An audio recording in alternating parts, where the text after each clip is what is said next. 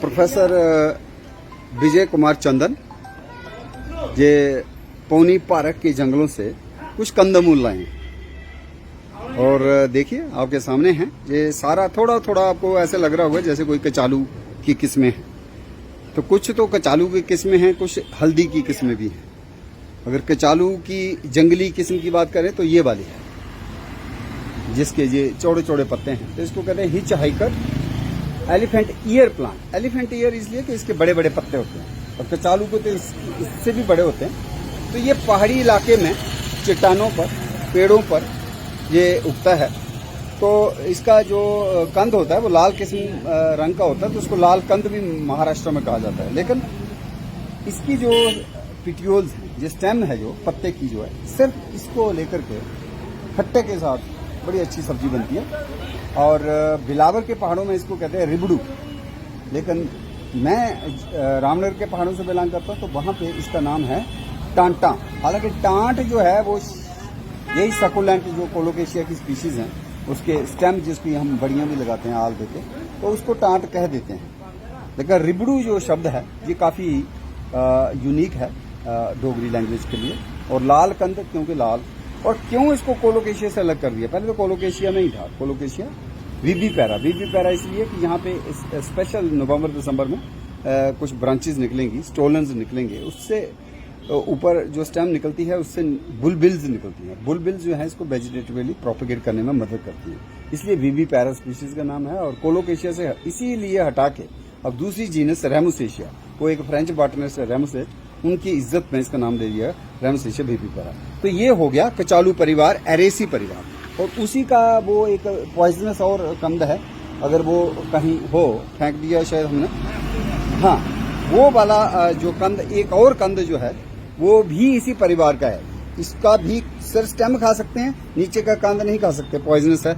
लेकिन इसी फैमिली का एक और प्लांट है जो पॉइजनस माना जाता है और उसको सांप की मक्की भी कहते हैं। सांप की मक्की, सांप की खुम्ब, और डोगरी में सप दी दौड़। तो ये वाला जो पॉइजनस इसका कॉर्म है नीचे, तो ये कचालू की तरह शक्ल देता है। लेकिन ये पत्ते बिल्कुल अलग हैं, कचालू की तरह नहीं है। कचालू के पत्ते तो इस तरह से होने चाहिए, तो ये नहीं है, ये पॉइजनस है। तो ये प्लांट जो है सर्दियों में हमें एक मक्की जैसी इसकी डेवलप होगी, क्योंकि वो स्पेडिक्स इन्फ्लोरेसेंस है। तो उससे जो मेल और फीमेल फ्लावर्स होते हैं और स्पेद होती है एक बाहर, उसके अंदर से जो मक्की जैसी वो लाल रंग के फल बन जाते हैं, पक जाते हैं। तो इसलिए इसको लाल में कहा। ये पॉइजनस प्लांट है किसका? एरेसी कचालू फैमिली का ही। तो इसको हम अलग रख देते हैं। अब ये जो दो प्लांट दिख रहे हैं ये आपको जिंजीबरेसी के ही वाइल्ड रिलेटिव दिख रहे हैं। जिंजीबरेसी जिसमें हल्दी भी आती है और अदरक भी आता है। तो ये वाला आप देख रहे हैं यहाँ पे खास ये फूल है, ये जो है हल्दी है, करक्यूमा एरोमेटिका मोस्ट प्रोबेबली, जिसको डोगरी में रामनगर के पहाड़ों में कहा जाता है दबड़ मच।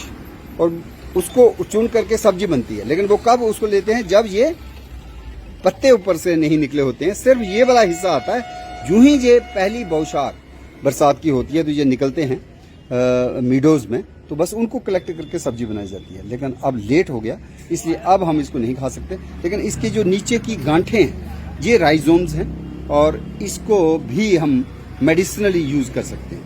तो ये देखिए, ये इसकी यूनिक बात है। ये जो है ना, ये जंगली हल्दी हम इसको कह सकते हैं, या कस्तूरी हल्दी भी इसका एक हिंदी नाम है। कस्तूरी हल्दी क्यों है? क्योंकि कहते हैं कि इसमें कहीं कस्तूरी गंध होती है। अब वो काट के और उसको धो के थोड़ी सी खुशबू ले भी सकते हैं, है कि नहीं है। एरोमेटिका, करक्यूमा एरोमेटिका, एरोमेटिका इसीलिए क्योंकि इसमें कोई एरोमा होनी चाहिए, वो देखना पड़ेगा है कि नहीं है। तो ये आपका जो है आ गया करक्यूमा एरोमेटिका, माने जंगली हल्दी है, हल्दी की एक जंगली क्रॉप रिलेटिव है। लेकिन ये वाला क्या है? ये दूसरा जो एक और हमें मिला, ये वाला प्लांट, ये भी उसी फैमिली का है। लेकिन जो मैं देख पा रहा हूँ और जो इसकी पहचान कर पा रहा हूँ, ये हेडाइकियम है। इसको भी जंगली हल्दर या बन हल्दर कह देते हैं। और इसमें जो है सफ़ेद गुलाबी फूल आते हैं, सफ़ेद ही होते हैं लेकिन उसको गुलाबी भी टिंज होती है। लेकिन इसके जो फूल होते हैं वो भी गुलाबी हैं, लेकिन इसकी जो ब्रैक्ट्स है ना, फोलिएशियस होती है, लीफी होती है, और वो येलो होती है। तो ये फर्क दोनों में है। खासकर इन्फ्लोरेसेंस फ्लावर हो तो हम पहचान कर सकते हैं, जबकि ये करक्यूमा है अगर, तो ये करक्यूमा ना हो करके दूसरे जीनस हेडाइकिया में फिट होनी चाहिए। लेकिन सही आइडेंटिफिकेशन करने के लिए राइजोम की क्रिटिकल एग्जामिनेशन और फ्लावर का एग्जामिनेशन बहुत ज़रूरी है।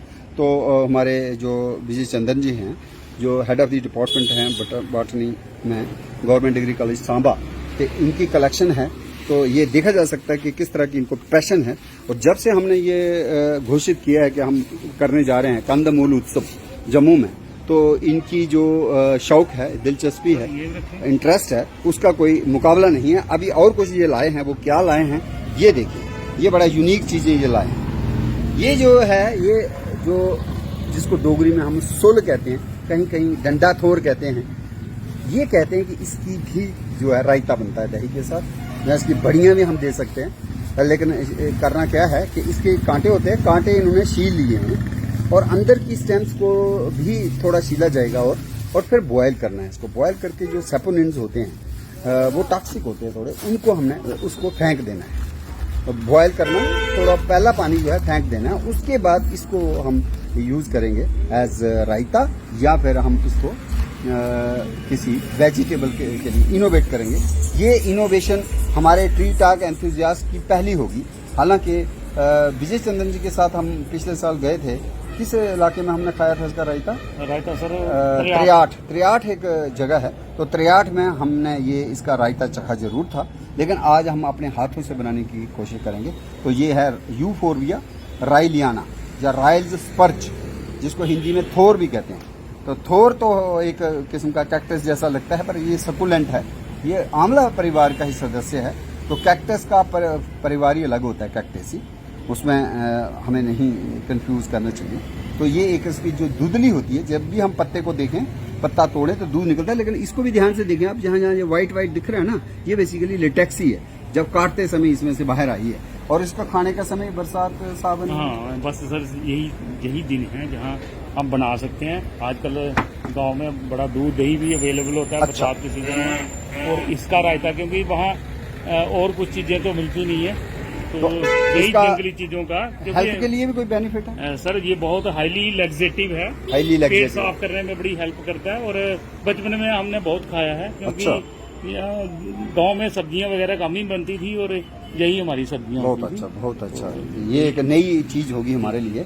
और ये एक तिम्बरू है, ज़ैंथोज़ाइलम आर्मेटम टूथेक ट्री, जहाँ प्रिकली ऐश ट्री। ऐश से कोई लेना देना नहीं है। ऐश ट्री तो टोटली अलग है, ओलिएसी फैमिली का, प्रैक्सिनस, या फिर ये एक इंडियन ऐश ट्री है, लैनिया कोरोमेटर का, आम की फैमिली का। तो उससे कोई लेना देना नहीं है, सिर्फ पत्ते थोड़े थोड़े उससे मिलते हैं, तो इसलिए इसका नाम हो गया। लेकिन इसमें कांटे होते हैं, इसलिए प्रिकली ऐश ट्री भी कहते हैं। और टूथेक ट्री ये नींबू और संतरे परिवार से है, रुटेसी से। और अगर पत्तों को हम मसलेंगे तो खुशबू निकलेगी। और इसके ही फल हैं जिनका एज ए स्पाइस यूज होता है।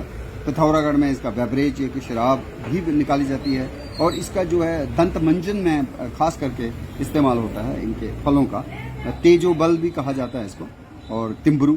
लेकिन विजय चंदन जी से पूछते हैं कि इसकी कोई खास इस्तेमाल आपके इलाके में? सर, एक तो इसकी दातन जो है दातुन फ्रेश करती है। मतलब आपको सुबह एक बार करी जाए तो लगता है एक दिन के लिए एकदम फ्रेश हो गया। और दूसरे नंबर पे ये चटनी के तौर पे जना हमारे हम अनारदाना इसमें मिक्स करके बनाते हैं और बहुत अच्छी चटनी बन जाती है। बहुत बढ़िया। तो ये कंदमूल उत्सव के लिए ही आपने ये सारा इतनी मेहनत की है। जितना सर मिल सकता है अपनी कोशिश कर। बहुत बहुत शुक्रिया आपका।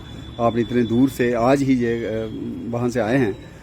एग्जैक्ट गांव का नाम क्या है? देवक सर। देवक गांव। और तहसील सुंदरबनी में। सुंदरबनी या पार्क पड़ेगी? नहीं, सुंदरबनी में। अच्छा। लेकिन कुछ प्लांट यहाँ पौनी पार्क से भी लाए पौनी पार्क से भी लाए हैं। तो मतलब ये एक दिलचस्पी के बिना तो ये काम हो नहीं सकता। और बहुत ही कुछ नई चीजें आज हमें इस कंदमूल उत्सव के लिए मिली हैं। तो प्रोफेसर विजय चंद्र जी का बहुत बहुत शुक्रिया। Thank you sir.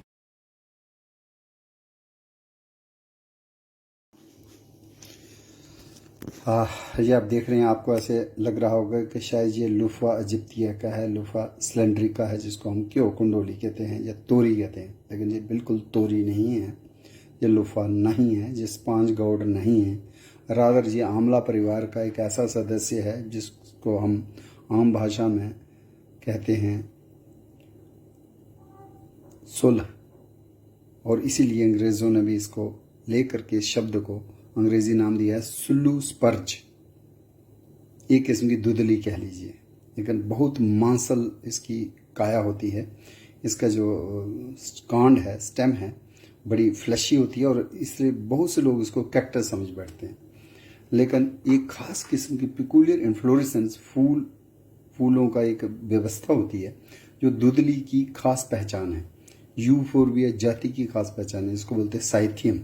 Cyathium type of inflorescence में कोई खूबसूरत पेटल्स नहीं होती, लेकिन सिर्फ स्टेमन्स और कार्पल्स होती हैं और एक ब्रैक्ट्स का घेरा होता है, उसके अंदर ही ये मेल और फीमेल फ्लावर्स व्यवस्थित होते हैं। ऐसे इन्फ्लोरेसेंस यूफोर्बिया की पहचान है। इसलिए पहले पेडिलेंथस टिथिमेलाइडस एक अलग जीनस हुआ करती थी, अब उसको भी यूफोर्बिया टिथिमेलाइडस कह रहे हैं। यूफोर्बिया की यूनिक इन्फ्लोरेसेंस है साइथियम। तो इसलिए ये यूफोर्बिया है। और कौन सी यूफोर्बिया? राइलियाना। यूफोर्बिया राइलियाना जो है रॉयल स्पर्ज, इसलिए कहा है रॉयल वाज ए बॉटनिस्ट, तो इन हिज ऑनर। तो आज हमने बरसात का ये समय चल रहा है, इस वक्त वन महोत्सव का खुमार है और हम देख रहे हैं कि किस तरह से ट्रेडिशनल नॉलेज जो है वो कहीं ना कहीं हमें एक नई पहचान देता है वनस्पति को, और किस तरह से फेमाइन फूड जब और कुछ ना मिले, जैसे आज देख रहे हैं हम हर जगह जलमग्न हैं, फ्लड्स हैं, सब्जियां नहीं मिल रही हैं, कुछ लोगों को टमाटर के भाव कितने महंगे हो गए थे। तो ऐसे में लोग जो हैं वो दूर दराज जो मार्केट से पहाड़ों में रहते हैं, उन्होंने अपने हिसाब से हिट एंड ट्रायल मेथड से ट्रेडिशनल तरीके से मेडिसिनल प्लांट्स को ही नहीं बल्कि एडिबल प्लांट्स को भी एक तरजीह दी है और उन्होंने एक सूची बनाई है किस चीज़ को हम खा सकते हैं, किस चीज़ को खा नहीं सकते हैं। इसका लेटेक्स चूंकि फिश को मारने के लिए भी यूज़ होता रहा है और लेटेक्स इसका पॉइजनस माना जाता है, तो जब इसका जो स्टेम है, कांड है, पहले तो उसके जो स्टिपुलर स्पाइंस होते हैं वो वाली जो रिब्स हैं वो रिमूव कर देनी है। उसके बाद बिल्कुल काफ़ी कोई आधा सेंटीमीटर कह लीजिए 4-5 मिलीमीटर जो बाहर का उसका कॉर्टेक्स है उसको भी रिमूव करना होगा। बिल्कुल अंदर का जो मेडुलर रीजन है वो सामने दिखता है, जब आप क्रॉस सेक्शन काटते हैं तो आपको दिखता है अंदर का घेरा वाइट होता है और बाहर वाला थोड़ा ग्रीन होता है। तो सारा जो पील करके अंदर का जो हिस्सा है उसको बहुत ही वो सॉफ्ट होता है और ऐसे लगता है जैसे शायद तोरी है, जैसे कंडोली है, बिल्कुल नरम। और उसको भी अभी टॉक्सिसिटी जो होती है उसमें उसको रिमूव करना पड़ता है, तो उसको एक बॉयल करना पड़ता है, बहुत ज़्यादा बॉयल करना पड़ता है। तो इसलिए आज हम जो यूफोर्बिया राइलियाना है उसके स्टेम्स के पीसेस को पील करके और अंदर का जो सॉफ्ट पोर्शन है उसके पीसेस करके इसको बॉयल कर रहे हैं, ताकि ये जो निकल रही है झाग जैसी, ये सारी हानिकारक होती है, सेहत के लिए ठीक नहीं होती, तो इसको रिमूव कर दिया जाएगा। और उसके बाद जो बाकी बचेगा उसको दही में डाल के रायता भी हम बना सकते हैं, या फिर उसको बेसन में घोल में मिला के हम तलने के बाद पकौड़ा जो है वो भी इस सुल का, थोर का, सनोही का, यूफोर्बिया राइलियाना का, सुल्लू स्पर्ज का या रॉयल स्पर्ज का बन सकता है। तो हमने कंदमूल उत्सव भी जो है एक अगस्त के महीने में उसके 2-3-4 जगहों पे होगा। एक श्रृंखला से हमने शुरू कर दी है, ट्यूबर, राइजोम, रूट और वाइल्ड एडिबल प्लांट्स का festival to coincide with festival of forest Van Mahotsav. तो उसी श्रेणी में, उसी श्रृंखला में पहली बार ये विद्यार्थी की किचन में देख रहे हैं कि यूफोर्बिया राइलियाना, सुल्लू स्पर्ज जो है उसके पीसेस उबल रहे हैं और अभी 5 मिनट ही हुए हैं, तो हम कोशिश करेंगे और इसको 10 मिनट और 15 मिनट टोटल हम इसको बॉईल करेंगे। उसके बाद ये पानी डिस्कार्ड कर देंगे, पीसेस को हम निकाल लेंगे और उसको फिर सेफ है वो खाना। और उसकी कोई इनोवेशन, ये सिर्फ हमारी वो अपनी इनोवेशन नहीं है, चूँकि ट्रेडिशनल कम्युनिटी जो हैं, पहाड़ी लोग जो हैं, जैसे रियासी का पौनी पहाड़ का एरिया है, देवक का एरिया है, सुंदरबनी में है, या रामकोट में, या बसोली में, या फिर हम कहें कठुआ में, हीरानगर में, सांबा में, विजयपुर में, रामनगर है, उधमपुर है, घोरडी है, वहाँ के लोग चूँकि इसको खाते हैं, इसलिए हम इसको इनोवेट कर रहे हैं और नई पीढ़ी को भी बता रहे हैं कि ये फूड्स जो हैं सीजनल फूड्स होते हैं, कभी कभार ही मिलते हैं, लेकिन जीवन में कभी न कभी अपने जो पुरानी ट्रेडिशनल चीज़ें हैं उनको भी जाने, पहचाने, परखें। और ये पौधा जो है हमें देखते हैं हम फार्मर्स की फेंस हेज के तौर पे इसको लगाया जाता है। और ये भी कहा जाता है जो शिलाजीत है, शिलाजीत जिन चट्टानों से निकलती है उन चट्टानों में ये यूफोर्बिया राइलियाना इसका पौधा भी उगता है।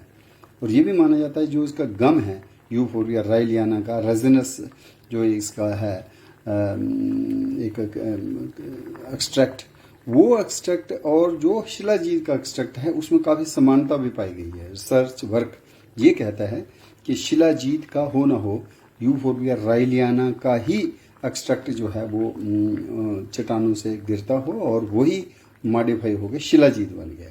तो शिलाजीत के साथ अगर कोई पौधा बहुत घनिष्ठ संबंध रखता है तो वो आंवला परिवार का ये यूफोर्बिया राइलियाना है, जिसको हम कैक्टस समझ लेते हैं। ये कैक्टस बिल्कुल नहीं है, ये काइंड ऑफ स्पर्ज है, ये काइंड ऑफ दुधली है, दुग्धिका है, जिसको अंग्रेजी में स्पर्ज कहते हैं।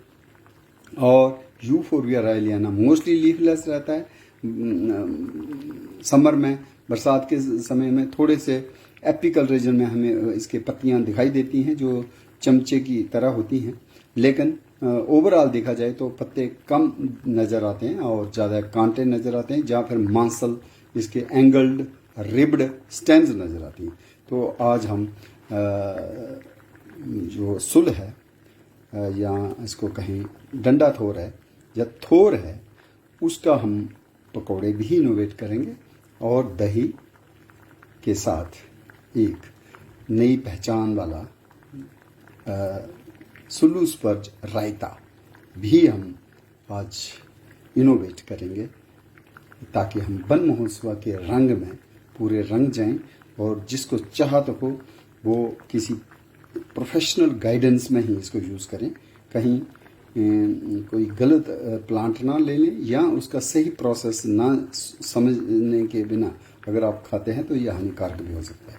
तो कहीं ना कहीं जो कंदमूल होते हैं उनकी सही पहचान हो एक बात, और दूसरा कौन सा हिस्सा खा सकते हैं वो वाला हिस्सा ही चुनना है, और तीसरा उसकी जो प्रोसेसिंग है, विधि है, किस तरह से उसको खाना है। कच्चा बिल्कुल नहीं खाना है। जैसे ग्वाल मंडे हैं उसको हम कच्चा खा सकते हैं फूलों को, वो कोई पॉइजनस या टॉक्सिक चीज़ नहीं है, लेकिन ये सुल्लू स्पर्ज जो है यूफोर्बिया राइलियाना, इसको कच्चा खाना बिल्कुल वर्जित है।